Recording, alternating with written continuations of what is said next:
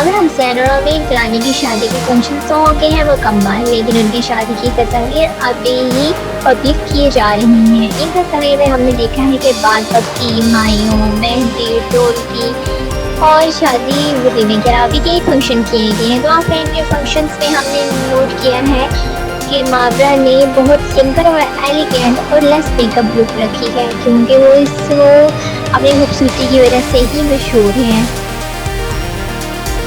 और उर्वा हुसैन वो भी तमाम फंक्शंस में हमें फरहान के साथ नजर आएंगे, और फरहान और उर्वा की जोड़ी तो है ही हिट जोड़ी।